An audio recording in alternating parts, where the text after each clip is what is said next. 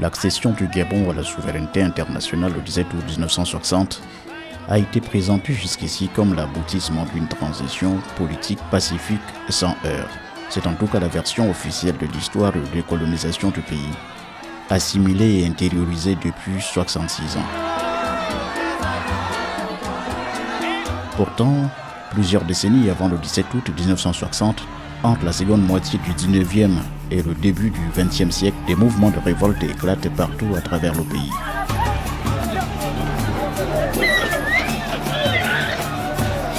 Contre l'établissement de l'administration coloniale française, opposés à l'implantation des sociétés concessionnaires françaises comme la SHO, Société du Haut-Ogooué ou encore la Compagnie de la Haute-Ngounié, qui conduisait des opérations d'expropriation de leurs terres et autres brutalités des chefs tribaux, que ce soit sur la côte ou à l'intérieur du Gabon, organisent une résistance locale et inflige des revers importants aux soldats de l'armée coloniale française, composés essentiellement de Tchadiens, Centrafricains, Congolais pour ne citer que cela.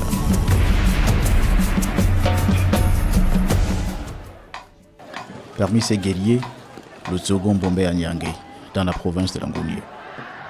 D'après des témoignages concordants, il est le seul à avoir infligé des pertes importantes aux troupes coloniales françaises pendant une décennie. Enseignant à la retraite, Daniel Dikonga est également descendant de Mbombe Anyangé.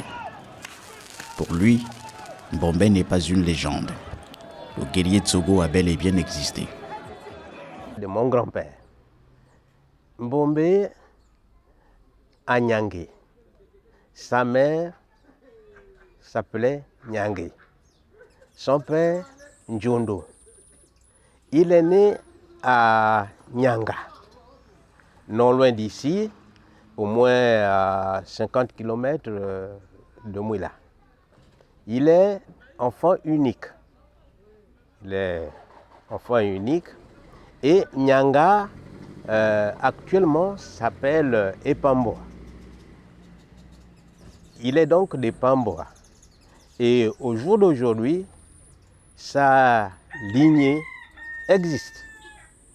Mbombe n'est pas une légende. Mbombe a vécu, il a guerroyé et il y a des preuves. Ikembele, c'est la partie de son père, alors que Pamboa, c'est chez sa mère. Donc il est venu combattre chez son père. Pour avoir une idée de l'étendue de sa révolte qui débute dans le bassin de l'Angounié entre 1903 et 1904, selon les sources, il faut se rendre dans son village, Ekembele, situé à 1 heure de route de Mouila. Après 1 heure de trajet, sur une route latéritique considérablement dégradée et poussiéreuse, nous entrons à Ekembele.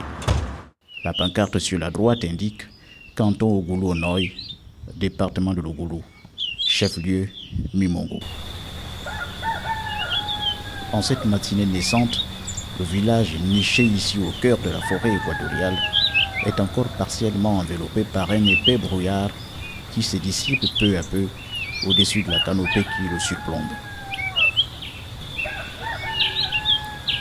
Dès les premières heures du jour, la vie s'anime déjà à Ekembele. Au milieu du village, un groupe de femmes. Elles ont entre 28 et 45 ans. De Mbombe Anyangé, elles n'en savent pas grand-chose. Bonjour. Est-ce que quelqu'un parmi vous connaît Mbombe Anyangé? Mbombe Anyangé? Non, je ne connais pas Mbombe Anyangé. Vous avez entendu parler? Oui. C'est le village, mais il faut que vous vous renseigniez avec les vieux dans Ekembele. Vous les jeunes, vous n'avez jamais entendu parler de Nous Mbombe? les jeunes, ne même pas, renseignez-vous avec les vieux Mbombe Anyangé. Non, vous ne l'avez pas vu, mais on vous a jamais même pas. raconté son histoire. On a entendu Semba parler, mais on ne connaît pas qui est Mbombe Anyangé. Quand vous en avez entendu parler, c'est vrai que vous ne l'avez pas Je vu, ne connais rien. mais on vous a dit que c'était qui? Il était de Motoka, Il était le guerrier. de quel village, je ne connais même pas. C'est tout le guerrier. Ça, c'est le village de Mbombe Anyangé, Kembele. Ekembele reste un des théâtres des affrontements les plus sanglants et les plus meurtriers entre l'armée de Mbombe et les troupes coloniales françaises. Le dernier témoin oculaire ayant disparu il y a environ une quarantaine d'années, Certains détails de l'histoire de Mbombe échappent même au chef des cantons qui, lui, n'était pas encore né à cette époque. Mais il reste néanmoins le seul à même de la raconter dans ce village où Mbombe Anyangé n'est plus que l'évocation d'un passé presque méconnu. C'est à l'autre bout du village que se trouve la maison de Jean-Pascal Musunga. Mbombe Anyangé, c'était le guerrier Michiro. Mbombe Anyangé, il se battait contre les Blancs. Parce que les Blancs, quand les Blancs envoyaient les gendarmes à Kembele, tout pour toucher les Michiro, le guerrier dit non, on ne peut pas nous frapper contre nos femmes. C'est là le guerrier Michiro, alors que ces combattants sont préparés la guerre. C'est là où sont combattus les Blancs. Les armes, ils appelaient Oreka. Donc les bambous. Ils n'avaient plus les bambous. Les bambous là, c'est les bambous là qu'ils avaient d'abord lancé les Blancs. Les Blancs là, ils appelaient Monaï. C'est le Monaï là qui tue même le singe. Qui te lance le Monaï là, le singe tombe. L'éléphant, il va tuer avec le Monaï. Et après qu'ils ont fait ça, après maintenant, ils ont pris les fusils pour que les Blancs amenaient. C'est arraché les fusils là. Ils ont combattu avec les fusils là. Avec un peu plus d'une centaine d'habitants aujourd'hui, des constructions témoignant d'une certaine évolution par rapport à l'ère coloniale et un mode de vie plus ou moins rustique, le village de Kembele n'est plus tout à fait à l'emplacement où il était en 1913, année de la capture et de l'exécution de Mbombe. Il a été déplacé d'environ 1 kilomètre vers la route. Accompagné par les deux chefs du village, nous nous rendons sur sa position géographique initiale au moment des affrontements entre l'armée de Mbombe Anyangé et les soldats coloniaux. La marche se déroule en forêt. Une forêt si dense qu'il est difficile d'imaginer qu'elle pousse sur les ruines de l'ancien village de Kembele. 300 mètres encore à marcher. En pleine forêt. Ça c'est le grand vieux village. Il y avait... Vers là-bas sont les cimetières. La forêt. Les cimetières, donc en fait, c'est toute une forêt qui recouvre un cimetière. Oui. Pour ressortir là-bas ou là-haut. Les cimetières des victimes, donc c'est dans cette forêt. Dans cette forêt. Qu'on les enterrer. On les enterrer là. À partir d'ici, il faut encore marcher combien de kilomètres? Ici, c'est le vieux village de Kembele. Et Kembele. Oui. Donc Kembele, avant d'être déplacé pour être construit à la route, était d'abord ici. Oui. C'est ici, dans cette forêt qu'il y a eu. C'est le temps colonial, nous n'étions pas encore nés. Donc on retient que cette forêt, qui est en même temps aussi le cimetière de victimes de l'affrontement entre Mbombe Anyangé et les soldats de l'armée française. Je suis un peu essoufflé parce qu'on a beaucoup marché. Donc c'est un cimetière qui renferme toute une histoire, l'histoire de la colonisation française au Gabon. Seul vestige encore visible, ces tranchées creusées par Mbombe Anyangé. Mais les tranchées qui s'ensablent se referment peu à peu sous la pression du temps qui s'écoule irréversiblement depuis 113 ans. Alors, il faut marcher prudemment. Mais, monsieur le chef, j'ai une question. Vu l'étendue de cette tranchée, sur un diamètre d'à peu près, on est 30 à 50 mètres de diamètre.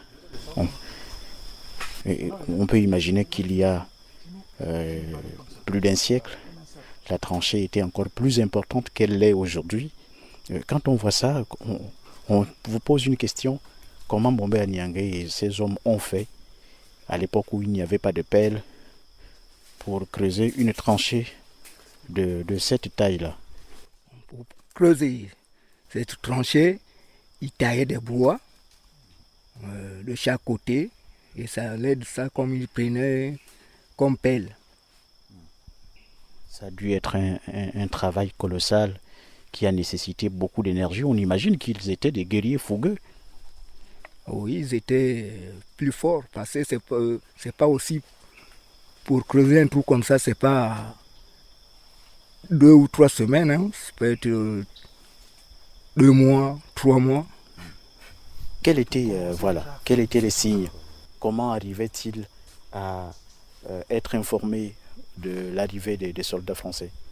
Mais vous saviez que à l'époque, Mbombe Anyangé était un vrai guerrier. Il était intelligent. Et il était comme un philosophe. Voilà pourquoi il savait qu'aujourd'hui, les guerriers français vont monter. Ici, nous sommes dans une des tranchées de Mbombe Anyangé avec ses hommes. Comment était-il positionné? Mbombe Anyangé, il faisait face vers le sud. Donc les soldats français venaient Les soldats français venaient par le sud. D'accord. C'est la bataille la plus féroce ici, on appelait la bataille des Kembélé. On peut imaginer qu'il y a eu beaucoup de gens qui sont tombés ici. Sûrement, il y a beaucoup de gens qui sont tombés ici. Mais qu'est-ce qui rend la bataille des Kembélé si différente de celle des autres localités? Pourquoi ce village a-t-il été à ce point l'un des théâtres les plus sanglants des affrontements entre Mbombe Anyangé et les soldats de l'armée coloniale française? Daniel Dikonga revient sur la position stratégique des Kembélé à l'époque. Pourquoi à Ikembélé? Parce que tout simplement, lorsque les envahisseurs, je veux dire les colonisateurs, arrivent ici dans le bassin de Langounié, il fallait créer un district. Et ils ont choisi ce lieu d'Ikembélé pour faire le district. Et ce district-là, à Ikembélé, va s'appeler le fort sans pic. Le fort sans pic. Ikembélé, normalement, aurait été le premier district de Langounié, sous la colonisation. On appelle là-bas, à l'estuaire, le fort de Mal. C'est comme ici, ils ont créé le fort sans pic. Sans pic étant le lieutenant qui conduisait la colonisation pour implanter le district à Ikembélé. Retour à Mouila, capitale provinciale de Langounié. Vivant ici au village d'Ombakele à la périphérie de la ville, Daniel Mirouba a appris à l'époque de Mamadou Ebineta. Un livre qui n'est plus au programme scolaire aujourd'hui, mais grâce auquel il a appris quelques bribes de l'histoire de Mbombe, notamment sa stratégie de guerre. Avec sa force, il a battu, il n'y a pas que lui, mais l'ensemble... Avec ses hommes, bien sûr. Avec ses hommes, oui. Et maintenant, après avoir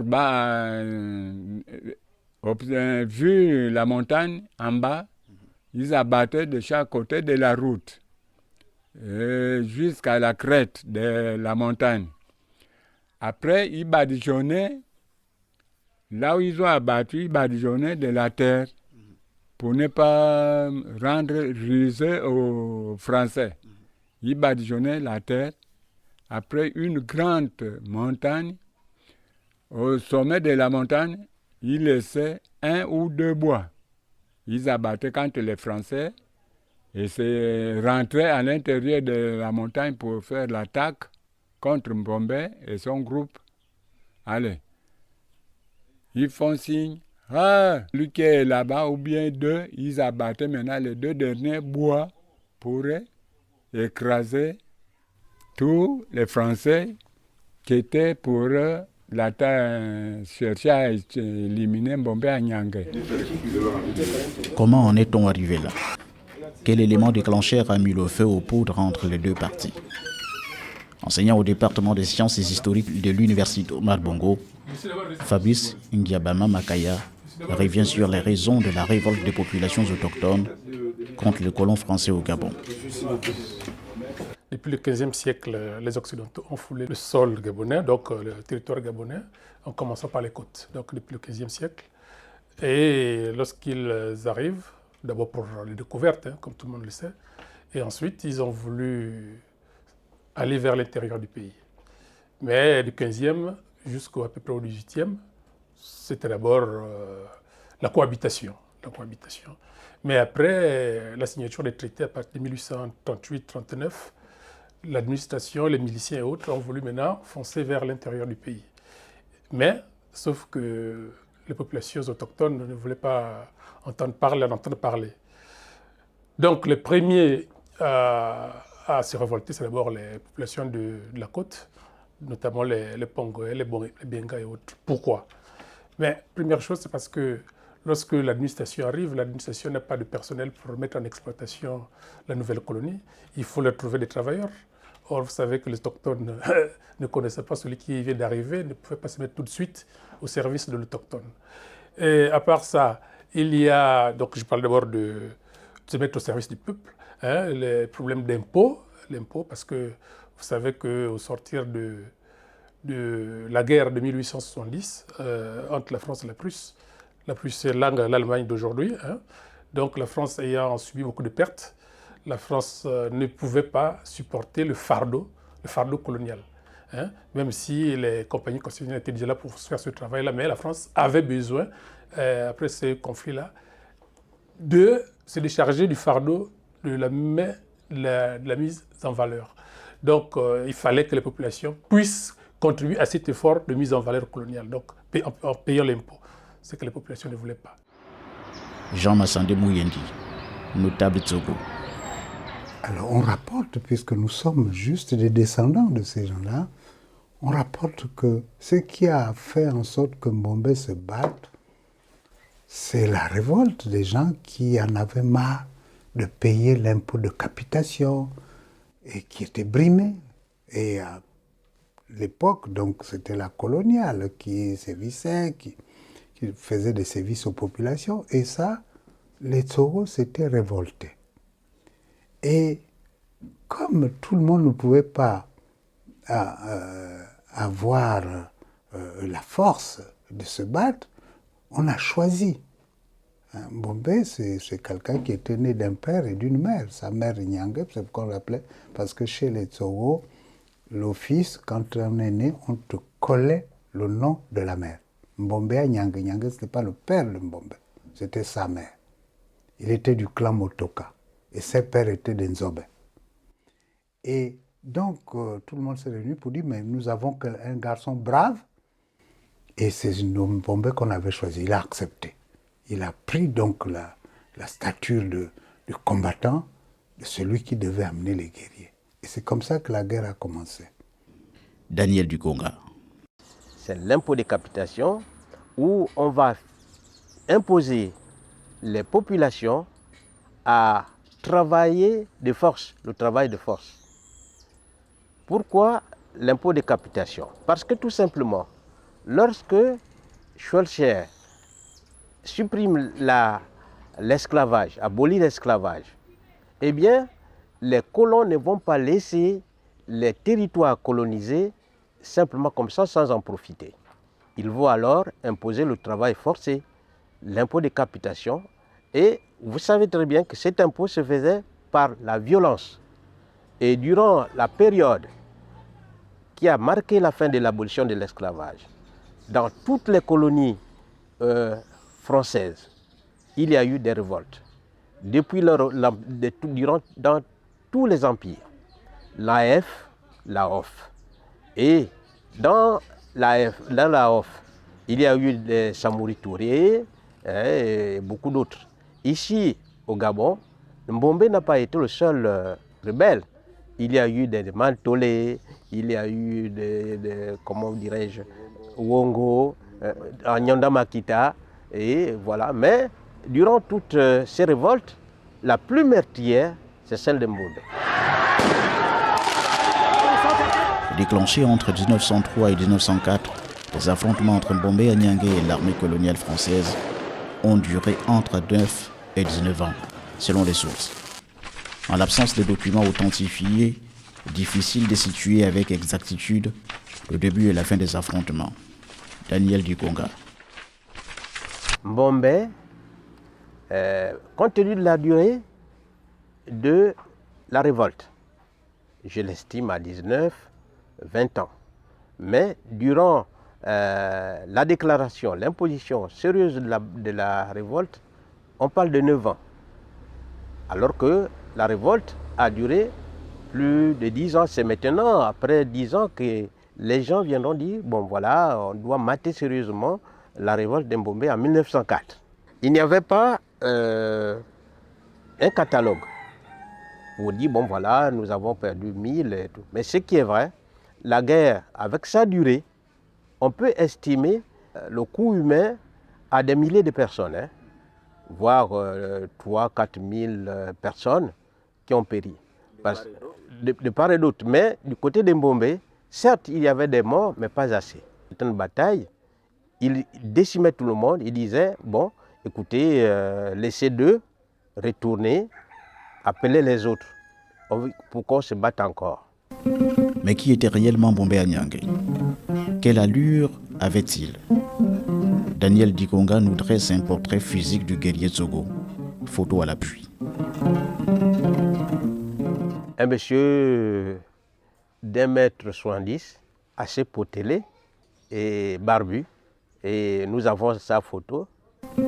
La photo montre un homme à la stature plus ou moins imposante, arborant quelques parures traditionnelles, un maquillage qui rappelle du kaolin appliqué autour des yeux et un outil contondant en forme de couteau recourbé, tenu par sa main droite. Il paraît avoir entre 55 et 60 ans, avec une longue barbe blanche. Mais comment savoir que cette photo est réellement celle d'Mbombé Anyangé? Jean Massandé Mouyendi.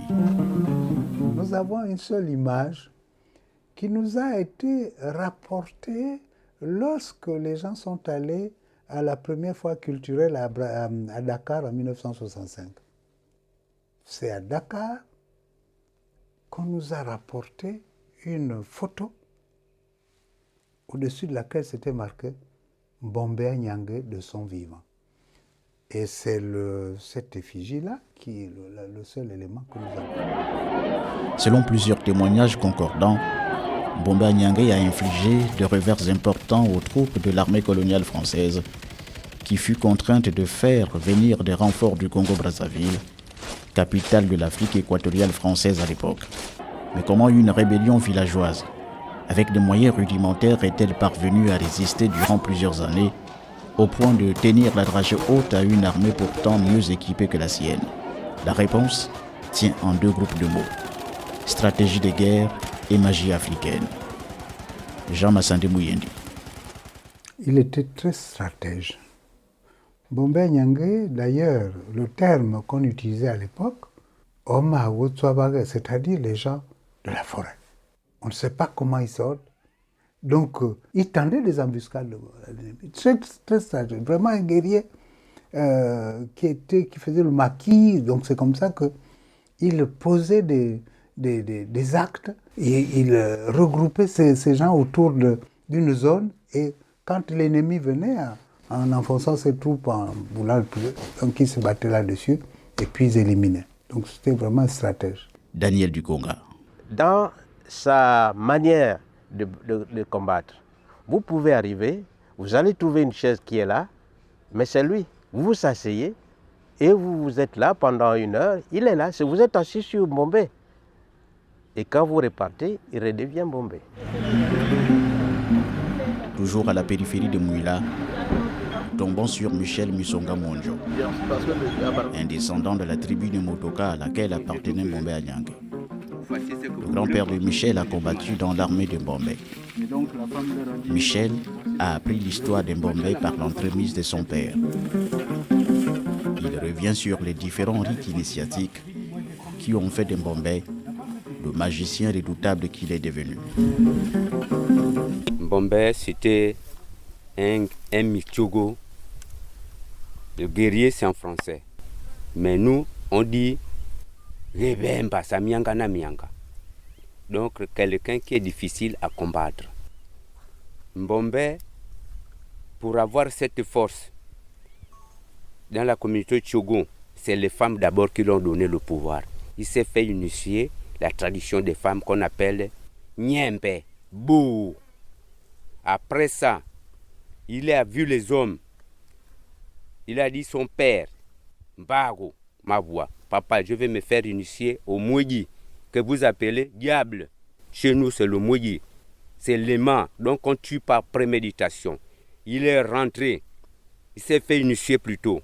Après ça, il s'est fait initier le Bouti, manger le bois sacré. Quand il a vu qu'il a terminé les traditions Tchogo, il a demandé les vieux qui connaissaient la tradition, la force magique. Il l'a vu d'abord en première position, Bodianga Mikembe. C'est un vieux sage Michogo traditionnel. Il te perce le doigt sous le sol. Quand il ouvre, c'est l'eau qui sort. Après, il a vu Mando Magemwanga. Mando Magemwanga, pour se déplacer d'ici à Kembele, même si c'est 100 personnes, vous fermez les yeux. Quand il dit ouvrez, vous êtes déjà à Kembele. Il a pris son pouvoir. Après, il a pris, là, dans le dété à Divindé, là-bas, il y avait un village qu'on appelait Repungu, chez Etoué Kokwa Mosema. Etoué Kokwa Mosema, pareil, c'est un sage, un grand magicien. Quand il a pris toute la force là, il est rentré jusqu'au Congo. Demandez les vieux sages au Congo pour prendre la magie. Partout il a tourné. Il s'est préparé des conséquences et il a commencé à combattre. Il a combattu à Nyanga Mobego. C'est là-bas il est né. Il a grandi chez son père à Kembele. Mbombe sa coutume et ça, son clan c'est Motoka Mwamba Kondi Naminyango. Le clan de son père c'est Ndjobe Amando Magemwanga. Donc après, quand il s'est formé, il a commencé à attaquer les Blancs. Jean Massandi Mouyendi. Il était blindé à l'arme à feu. C'est-à-dire que dès que les soldats donc ont donné l'ordre de tirer sur Mbombe, il suffisait seulement de crier Mamba. Mamba c'est de l'eau. Et donc les balles ne pouvaient pas atteindre. C'était vraiment mystique. Et il y avait un deuxième blindage, c'est au fusil, la baïonnette. Voilà, donc ça c'était vraiment au stade. Et c'est ça qui surprenait les gens. Donc la femme leur a dit bon. À Mouila, Michel Muisonga Monjo nous conduit sur le site où Mbombe a été capturé. Après avoir été trahi par sa femme, sur fond de corruption de son entourage, par les colons français. Nous sommes sur le site où Mbombe Nyangé a été arrêté, par les colons français. Le village, comment on l'appelle? Mobero Andenga. Mobero Andenga. Voilà. Donc il a fini de combattre au village de Kembele. Oui. Et c'est ici qu'on vient l'arrêter. Oui. Donc ça veut dire que pour lui, il s'est réfugié ici? Oui, oui. Ah. Quand il a pris maintenant, sa femme, pour venir maintenant, sa femme Simbu, une femme pour nous, il dit non, on part maintenant chez moi. La sœur de Nyonda Makita, son ami guerrier, c'est comme si elle a dit non, tu ne peux pas rester sans femme, parce que lui ne voulait pas les femmes.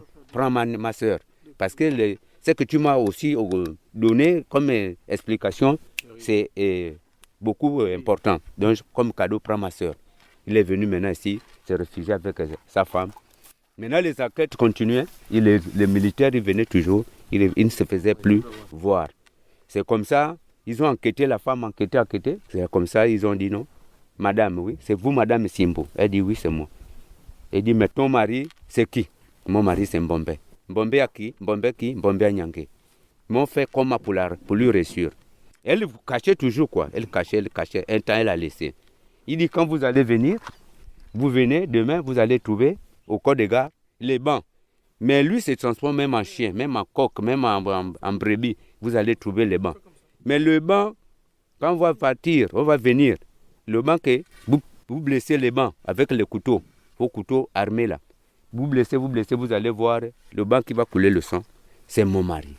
Donc ils sont arrivés, ils ont trouvé des bancs comme la femme de Mbombe Nyangé leur avait indiqué. Oui. Ils ont commencé par blesser les bancs.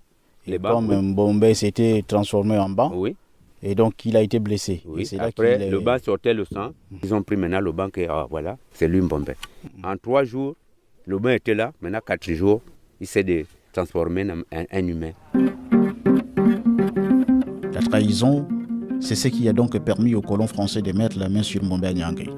Mais une trahison intervenue dans un contexte de lassitude, après une décennie d'affrontements, dont les conséquences impactaient déjà gravement la vie des villages concernés et Kembele en première ligne. Daniel Dikonga. Compte tenu de la durée de la révolte, et dans cette durée-là, les Tchogo ne faisaient plus de l'agriculture.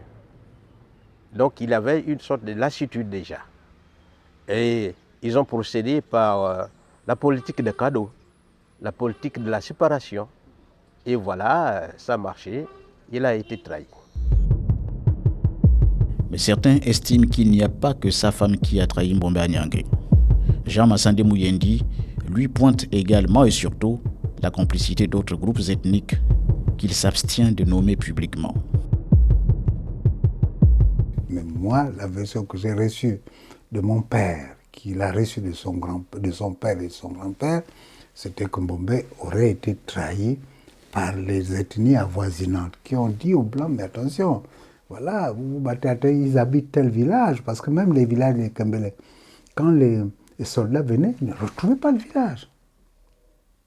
Ils ne retrouvaient pas le village. Dans sa thèse doctorale sur l'histoire de la formation du peuple gabonais et de la lutte contre la domination coloniale, Nicolas Meteguenang explique que les 8 et 30 juin 1908, l'armée de Mbombé Anyangé, bien qu'affaiblie, livra 2 dernières grandes batailles aux troupes coloniales à Dikoka, avant d'être arrêté quelques temps après, avec la complicité de l'interprète Guillaume Apogagno. Condamné à 10 ans de déportation à Fort-Lamine, l'actuel N'Djamena au Tchad en juin 1913, Mbombé Anyangé meurt dans la prison de Mouila le 27 août de la même année. Selon certaines sources, la déportation était risquée car Mbombé Anyangé, magicien émérite, pouvait disparaître à tout moment du voyage. Qu'est-il alors advenu de son corps? Où l'a-t-on enterré? Pourquoi le lieu de sa tombe demeure-t-il un mystère depuis 1913? La plupart des témoignages sont formels. Le corps de Mbombé Anyangé n'est jamais sorti de Mouila. C'est en tout cas la certitude de Daniel Dikonga et de Jean Massande Mouyendi. Mais son corps, ce qui est vrai, est ici à Mouila. Son corps est ici à Mouila parce qu'il a été assassiné en prison. Ils n'ont pas pu sortir avec le corps de Mbombé et l'enterrer ailleurs. Ce qui est vrai, il est ici à Mouila, mais vraiment secret. Nous soupçonnons qu'il doit être quelque part, mais pour l'instant, il ne faut pas divulguer ça. Peut-être que c'est un secret d'État, mais tout ce que nous connaissons, c'est qu'il est mort en prison. Son corps a été enterré en prison. Mbombé aurait été enterré quelques mètres, pas très loin du centre-ville, vers la mairie, vers la préfecture, vers le gouvernorat, dans cette zone-là. Comment on le tue? On le met directement debout dans la tombe. On a déjà creusé la tombe, on le met debout et on le fusille et il tombe directement et on couvre. Donc il a été fusillé après avoir été baptisé, parce que c'était aussi ça. Il a été baptisé par un prêtre et puis ils ont crié au feu et puis voilà. Ça, ce sont les versions, mais nous ne sommes pas détenteurs forcément de la vérité, mais ce sont des bribes d'histoire qui nous ont été rapportées. Comment alors expliquer tous ces mystères autour de la tombe de Mbombé? Daniel Dikonga et Jean Massande Mouyendi estiment qu'il y a eu une conspiration politique. Pour eux, il est certain que la France, humiliée, a exercé une pression sur les autorités gabonaises afin que la mémoire de ce héros de la lutte anticoloniale ne soit jamais réhabilitée. Mieux, la révolte de Mbombé a eu un impact sur le groupe Tsogo au Gabon. Ben, la communauté Tchogo a été crainte et nos ancêtres, par exemple, ceux qui nous ont mis au monde, l'école, c'était pas ça. Nous, on ne voulait pas de l'école. Quand vous êtes au village, l'école, on dit non. L'école, ce n'est pas nous. Quand est passé tout récent, les Tchogo n'ont pas voulu de l'école. Moi, par exemple, je fais partie de cette génération qui est partie à l'université, qui a fait l'école. Mais les 3/4 des Tchougos, on nous a dit, bon, l'école, c'est pas bien. Et les autres communautés nous ont dit que c'était pas bien que de voir ces hommes qui n'ont pas eu pitié des Blancs, qui pour eux c'est la guerre, et puis ils dansent le Bouiti. Nous on ne connaît pas le Bouiti, mais c'est maintenant qu'on parle du bien de Bouiti. C'est à cause de la lutte que Mbombe a engagée à Ikembele. Les colons ayant subi le plus grand revers sur le plan de la guerre coloniale, parce que la guerre de Mbombe, qui a duré comme 10 ans, et je crois qu'ils ont mis une croix vraiment de condamnation, c'est une pression certainement auprès des autres. Et je pense, sans pouvoir trahir un secret, même les autorités avaient reçu un peu ces consignes du colon en disant, ceux-là, les Tsogos, attention, il faut faire très attention à ces gens-là, ils sont dangereux, ils ont fait ceci, ils ont fait... Voilà, c'est un peu ce que nous, on nous a transmis. Surtout vers les années de l'indépendance, il y a eu quand même une certaine influence de la guerre de Mbombe sur l'évolution en général de l'ethnie Tsogo.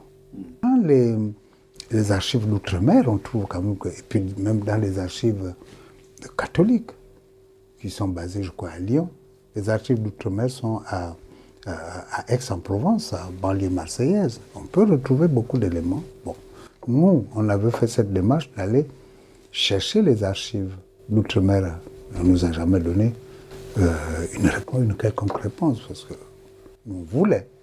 Même au centenaire, c'est-à-dire en 2004, un groupe de cadres Tsogo aurait souhaité justement avoir des éléments à partir de l'ambassade de France pour voir si on pouvait nous accorder, au moins qu'on sache ce qu'on a fait de tout ça.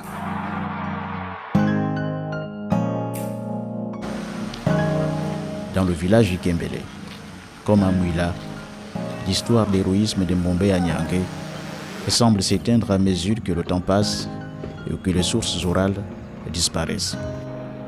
Jean Massandé Mouyendi.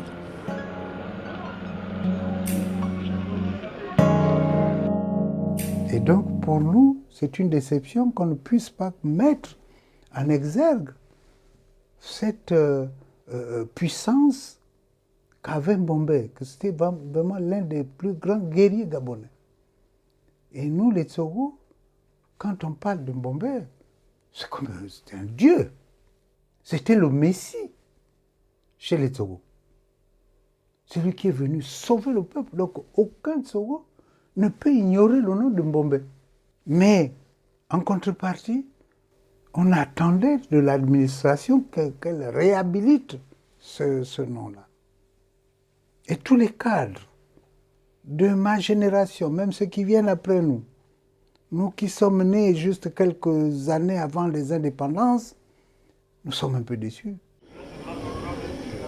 Seul l'édifice qui rappelle néanmoins son nom dans la capitale provinciale de Langounié, le lycée d'excellence Mbombe à Nyangé et le stade Mbombe de Mouila.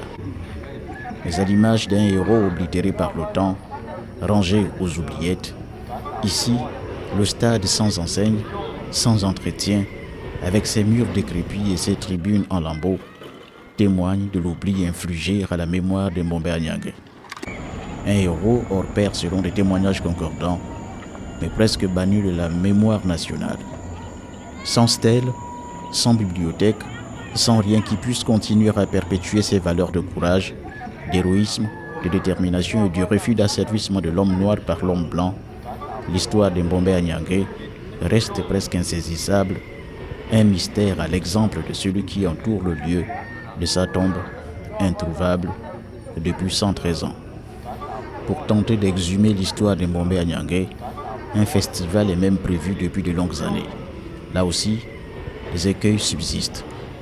À Libreville, nous rencontrons Wilfried Kombe-Nziengi, coordinateur général du dit festival. Il énumère les différentes sollicitations d'aide auprès des autorités gabonaises, sans grand succès. Nous avons relancé un projet qui a été initié par nos aînés, je pense dans les années 2000, qui avait eu pour objectif de commémorer le centenaire de Mbombé à Niangué. Oui, dans les années 2004. Sauf que ce projet a eu des difficultés et puis voilà, il est rentré dans une phase où plus personne n'arrive plus à rien faire. Et nous, en 2022, et nous sommes réunis pour relancer le projet. Et là, ce n'était plus d'organiser le centenaire de Mbombé, mais plutôt d'organiser un festival culturel de Mbombé à Niangué, qui avait pour objectif de réunir toutes les sensibilités, toutes les 9 provinces, toutes les ethnies du Gabon. Il faut dire que Mbombé à Niangué est la première figure emblématique de l'histoire des héros de notre pays. C'est sur cette base-là que nous avons décidé, n'est-ce pas, de relancer ce projet pour réunir tous les peuples autour de ce nom qui définit l'homme de Mbombé, n'est-ce pas, pour se remémorer cette histoire. Mener certaines démarches, nous avons adressé plusieurs correspondances à l'ancien système, l'ancien gouvernement, à la présidence de la République, notamment au président de la République, Ali Bongo Ondimba, en 2022. Cette correspondance n'a jamais eu de suite, jusqu'à ce qu'intervient le coup de libération en 2023. Et la même année, nous avons profité de l'occasion, donc nous avons adressé une correspondance au chef de l'État. Cette correspondance avait pour objectif de le rencontrer afin qu'on discute de vive voix sur les tenants et les aboutissants de ce projet. Sauf que jusqu'alors, nous n'avons pas eu une suite. Après la province de Rangounié, direction la Nianga. Nous prenons la route du village Mokab, dans le département de la Douini, dont le chef-lieu est Moabi. C'est ici qu'a régné un autre guerrier anticolonial, le Pounou Mavurulu d'Inyonda Makita, qui a même pris langue avec Mbombé à Niangué.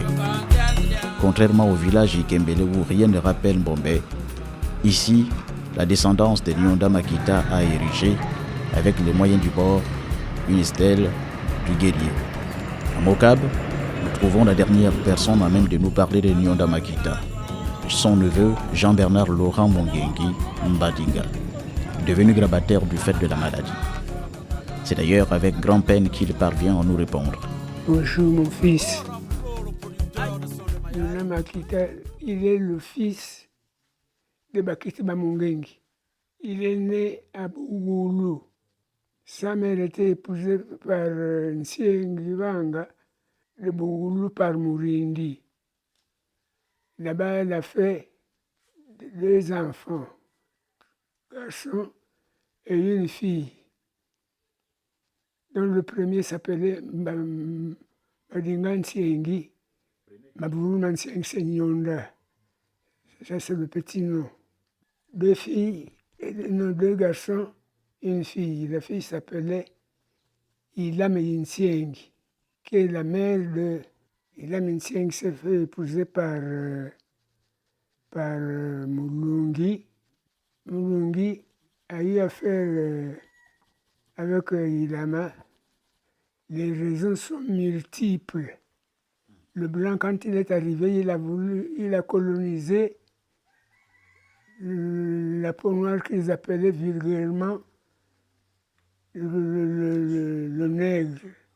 Qu'est-ce qui s'est passé lorsque même les miliciens arrivaient dans le village? Ils font le tour du village, de cuisine, parce que la cuisine n'existait pas avant. Ils avaient juste un hangar, celui qui avait 4 ou 5 femmes par semaine. Chacune prenait au moins 2 jours pour aller passer la nuit avec le mari. La milice arrive dans notre département. Quel est son rôle? C'est de vouloir neutraliser l'Mbapoumou. Parmi les miliciens, il y avait les Micho, il y avait les Sénégalais, il y avait les Tchadiens. Et c'était une obligation au lieu de faire ce que le bon leur semblait. Dès qu'ils arrivent, ils font le tour du village, ils trouvent la belle femme. Oh, toi, viens avec nous. Pendant ce temps, Nyonda observait. Ils prennent la belle femme, paf, ils la gifle la joue. Où est ton mari? Oh, le mari est derrière, quelque part, prendre un pot avec les autres palmiers. Il fait venir le mari avec violence. Ils prennent sa femme, ils vont dans la chambre à coucher. Ils prennent le mari, les jambes bien, les pieds bien attachés. On le met sur le lit. Mais on le met comme observateur, bras derrière. Tout ce qu'ils vont faire à leur femme, à sa femme, l'homme ne fait que regarder, l'homme ne fait que regarder. Après satisfaire son besoin, que va-t-il se passer? Il demande à l'homme de faire la propriété de l'homme avec la main. Je ne sais pas si vous me comprenez là. Il bastonne le mari violemment, nu devant la femme, devant tout le monde. Et il fait le tour du village, de case en case, rien que pour violer les femmes. Nyonda a dit, il y avait un traître dans le village qui est allé dire aux miliciens, attention, vous avez un jeune homme ici, mais il promet vous faire la guerre. Mais il a sa femme et lui-même il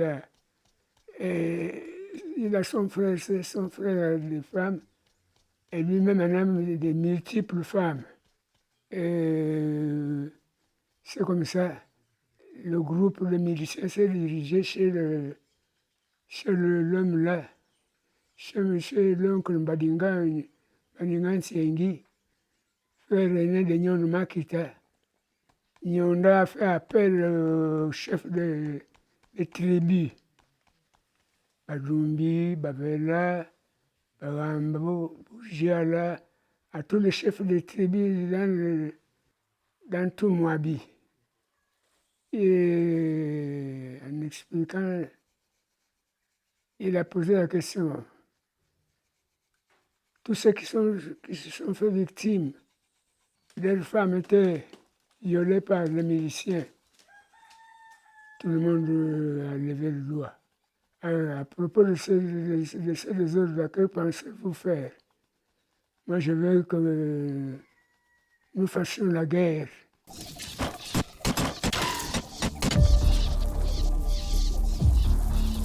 Pour affronter l'armée coloniale française, Nyonda Makita a dû consulter Mbombé Anyangé, qui tenait déjà en échec l'armée coloniale depuis 3 ans. Entre les deux guerriers, il y a donc eu un échange de bons procédés. Jean Massandé Mouyendi. C'est d'ailleurs cette partie-là que moi je maîtrise un peu plus, parce que moi je suis de Mukokombaka, donc anciennement appelé Dikoka, et c'est ce Dikoka-là qui a vu venir Mbombé. Ils étaient déjà au 3e grand village, donc voilà. Et la guerre de Mokab, donc de celle de Nyonda Makita, n'avait pas encore commencé. Nous étions déjà dans la guerre de Mbombé. Et les Pounou de Mokab avaient pris langue avec Mbombé, en disant que, mais tiens, nous aussi, on veut se battre de l'autre côté. Et c'est à la suite de ça que Mbombé leur a dit, OK. Seulement Mbombé, il s'est déplacé chez ses parents, puisque les Tsogo étaient déjà là vers les années 1810 par là. Donc ils avaient déjà fait presque un siècle là-bas. Et c'est comme ça que Mbombé se déplace, il se retire un peu après quelques combats, il va se retirer du côté de Dikoka, chez ses parents, puisque ceux qui ont créé Dikoka sont les Motoka, c'est le même village que Mbombé. Donc c'était ses oncles, ses arrière-oncles qui avaient créé Dikoka. Et donc quand il est fatigué, il va se reposer à Dikoka. Et c'est lorsqu'il arrive pour la première fois à Dikoka qu'il demande à la population. D'abord, il leur dit que non, vous ne pouvez pas vous battre. Parce qu'un seul village, sinon, les Blancs vont vous massacrer. Donc, les Soro de Dikouka n'ont jamais pris part, ni à la guerre de Mbombe, ni à la guerre. Mais ils étaient seulement intermédiaires. Alors, donc Mbombe envoie 4 émissaires chez les Pounou, avec les consignes suivantes. Allez dire aux Pounou que je suis ici à Dikoka. Je ne suis pas loin à Ekembele. Je suis à côté d'eux. Ils sont venus prendre contact avec moi. Donc ce qui serait souhaitable, c'est de leur dire que je suis là. Ils veulent se battre, mais qu'ils me montrent la preuve qu'ils veulent se battre. Voilà les consignes que Mbombe avait données à 4 émissaires, dont mon grand-père Mambouamou Yendi, qui se considérait comme le neveu de Mbombe, puisque c'est même lui qui va porter le relique que les Pounou vont envoyer. Yanzi Agenonga, donc le frère Ngé Agenonga. Donc il y avait aussi Badi. Donc, voilà comment les émissaires vont chez les Pounou pour annoncer que Mbombe est à Dikoka. Donc il veut que vous lui prouviez vraiment que vous voulez vous battre. Donc il fallait que effectivement les Pounou de Mokab puissent avoir des stratèges pour prouver. Et ils ont fait la preuve. Ils ont fait une preuve qui est devenue un peu symbolique. Hein. Voilà. Ils sont allés, un peu comme Jean-Baptiste dans la Bible, couper la tête de Seka. Sek, c'était un commerçant. Et ils ont mis ça dans un plateau. Et puis ils ont confié au neveu, c'est-à-dire à mon grand-père Mambouamou Yendi, pour aller montrer à son oncle que voilà, nous voulons réellement nous battre. C'est cette symbolique-là qui a fait en sorte que Mbombe puisse dire, ah tiens, donc ils veulent se battre, on va les aider. L'aide, comme Mbombe était mystique, l'aide aussi était un côté mystique. Alors, il faut savoir que Mbombe avait des marmites, des potions, que tous les soldats avaient l'obligation de soindre. Et c'est cette potion-là qu'il a transmise au Pounou. Mais cette potion n'a pas été préparée à Ekembele, elle était préparée à Dikoka. C'est comme ça que les gens sont allés sur les Pounou, leur offrir ça, et la guerre a commencé. La guerre de Nyon de Maquette. Pour écraser définitivement la résistance, les hommes de Nyonda Makita ainsi que sa famille vont être arrêtés, soumis à des travaux forçants. Seul Nyonda Makita s'échappa et alla trouver refuge en Dendé, où il fut établi immédiatement un poste administratif. Il dut se rendre aux autorités coloniales pour éviter la souffrance des siens. Il meurt finalement dans la prison de Dendé après avoir dit au revoir à sa famille venue lui rendre visite. Il est donc enterré en Dendé, dans la cour qui abrite aujourd'hui les services de la documentation.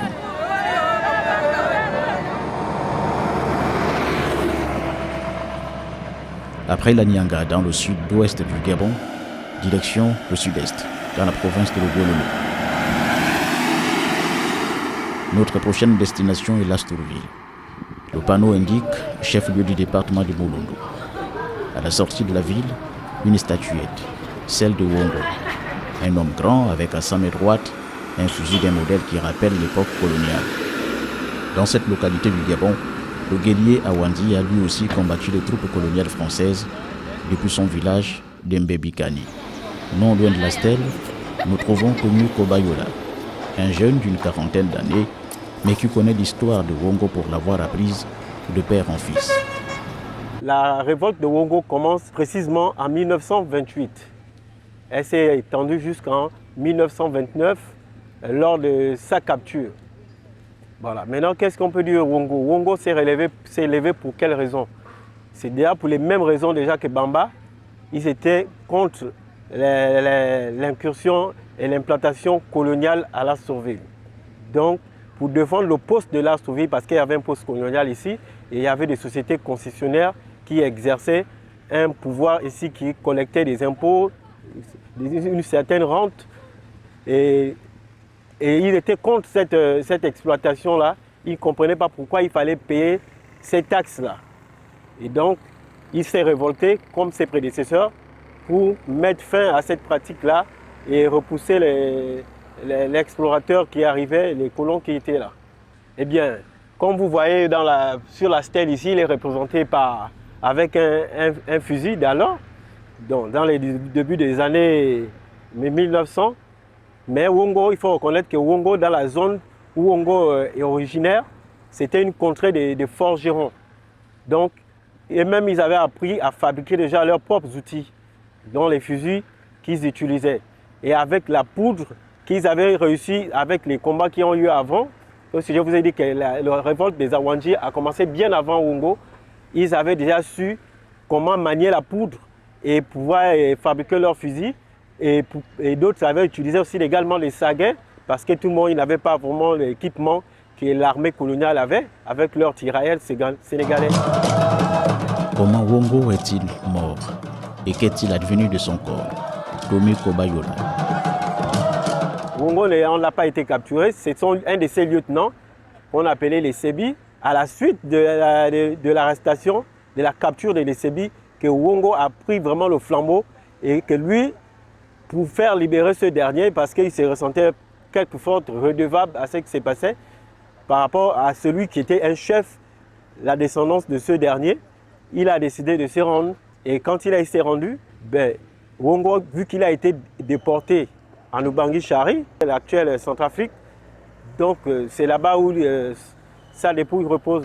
Il est mort dans les jours qu'on suivit dès son arrivée dans ce pays étranger. Il faut reconnaître qu'il a été torturé parce qu'il avait vraiment donné du fil à retordre à la puissance coloniale.